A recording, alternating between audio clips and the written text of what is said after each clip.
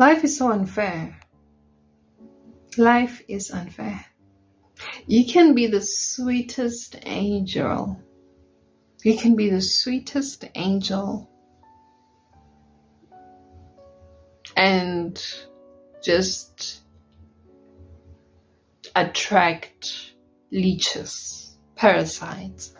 Parasitic people are very smart. You see, they're parasites. They are survivors. They survive out of feeding from other people's energy. So if you're sweet, if you're beautiful, if you're kind, you are just the perfect person for them. So if you find yourself attracting all of these leeches, these parasites, I want you to stop listening to social media telling you you attract what you are, you attract what you deserve. If you didn't deserve it, you wouldn't be being in that position. Life is too complex. Life is too complex. There are many gray areas for us to think that way. Life is not black and white. Life is not black and white. So also this takes me back to the saying, what goes around comes back around. Yeah, karma is real, but we need to also realize that just because somebody broke your heart or did you dirty, it doesn't mean that they're gonna suffer. Just because somebody broke up with you or somebody just betrayed you or just because you don't like someone, it doesn't mean that they're gonna suffer without your blessings. They're gonna do well. They're gonna be successful. They are gonna do well. And this is why I say life is so unfair. And maybe if we just learn to stop having too many expectations and this entitlement, maybe then life would be easy on us. Because if you live your life hoping that the people who broke your heart, they face the karma, if you live hoping that and you come to realize that that's actually not happening, these people are actually very happy in their lives, that's gonna bother you. Because you're gonna now start to feel unsafe, like, but wow, universe, I thought you're on my side. I thought if people do me bad, you're gonna make them pay, but why aren't these people paying? So maybe if we just let go of these expectations and the entitlement that just because we're good people, good things are always going to happen to us, and those who've done us bad, they're going to live to regret it, because it does not always go like that. And it always hurts to see you not getting the justice that you need, that you deserve. So life is very unfair. This also takes me back to what I was thinking about just a couple of days back, that as a woman, if you ever find yourself thinking that another woman with tattoos and piercings is not going to be chosen just because she has of that, and you are so pure, you don't have piercings, you don't have tattoos, then I've got another story for you. It doesn't work like that. You think you're so special. You think you're so special that you're gonna be chosen because you don't have a tattoo. It does not work like that. What makes you think you are better than another woman? Besides the tattoos, besides the piercings, maybe here, beside even the tongue ring, besides all of that, you guys are just women. You guys are the same. So what makes you think you're so better? We need to realize that there's more to life. That is so overpowering, and there's more to life that can humble people real quick. So this is why I say life is unfair. And as unfair as it is, it's very important that we remain humble. I'm not saying dim your light. I'm not saying shrink yourself. I'm just saying don't be cocky. Do not be cocky. Remain humble. There's this saying from Beyonce. She said, always stay gracious. Best revenge is your paper. Oh my God. I like that line. I like it so much because I'm thinking, wow, yeah. Instead of focusing on, this person needs to pay for doing me dirty, for doing that, maybe I just need to focus on the paper, on my paper. I need to focus on improving myself and making more of that shmula. That's my revenge, that's me.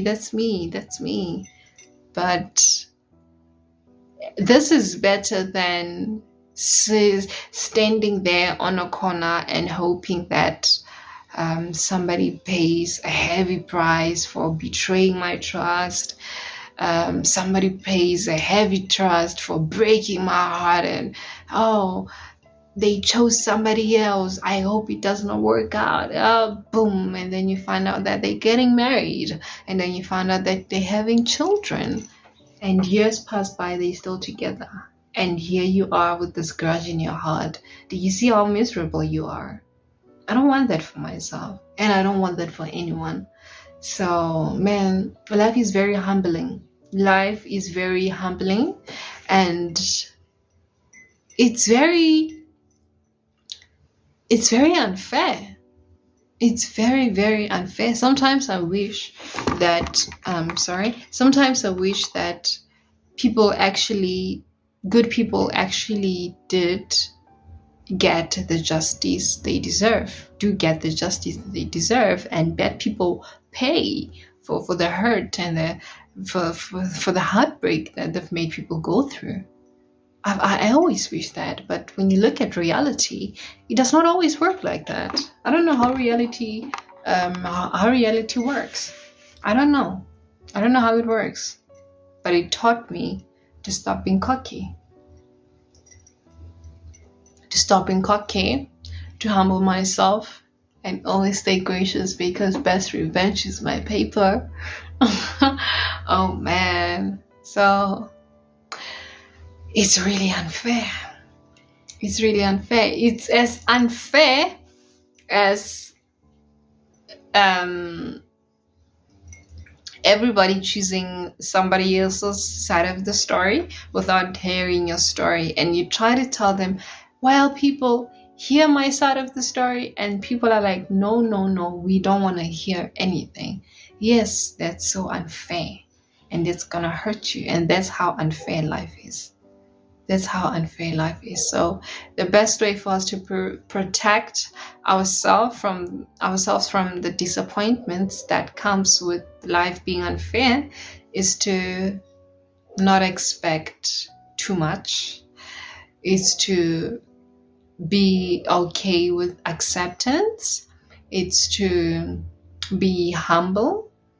And it's to focus on ourselves and stop hoping that those who did us dirty, they are gonna pay a heavy price, because they don't always do that. They don't always pay a heavy price. So you don't want to live the rest of your life having this thought in your head, this person ought to pay. Now you're hoping and keep hoping these bad things for this person. Already that makes you a witch. That's just how it is. That makes you a witch, because that's where it starts. Witchcraft, I don't believe witchcraft is only about what mixtures you mixing with what in a pot. You are wearing that hat, you flying with brooms. I think there are types of witchcrafts, and most of them, they start from the heart, because the heart is a very powerful thing. A heart is a very powerful thing. It's a source of emotions and feelings, and emotions and feelings are what makes things come into fruition. That's why the manifestation gurus say that if you want to manifest something, you need to think about it, but don't just think about it. Feel how it would feel if you had what you're trying to manifest. And they always say that it's in the feelings. So if you feel that way, you are most likely to get what you've just manifested. And I believe that, man. I've seen it. Like, have you ever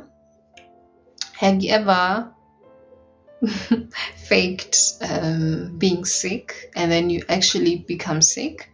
When you fake being sick, I don't know why we do this, but you actually kind of remember how it feels to be that sick. If you're gonna fake having a tummy, your tummy just hurting, you're gonna try to remember how it felt when your tummy was hurting, so that your facial expressions can try to reflect that, ooh, the tummy, oh, she's really not feeling good. And then you start to remember about that feeling, and then now you're feeling the feeling, and now before you know it, you are actually feeling the feeling, because now the feeling is here.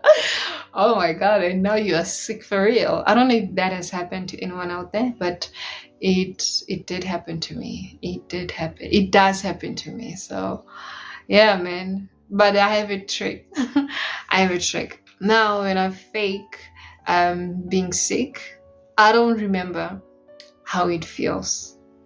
I try by all means to not remember how it feels to be that sick. So if it's a headache, I don't want to go back to my memory box to remember how it felt last time I had a headache.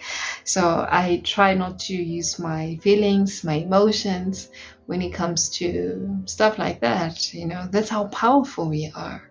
So we must really be careful of the thoughts, indeed. But yeah, man, I think I've said enough. And whoa, I think I've said enough. And yeah, I'm just gonna leave it right there. Until next time, my beautiful people, bye and toodles.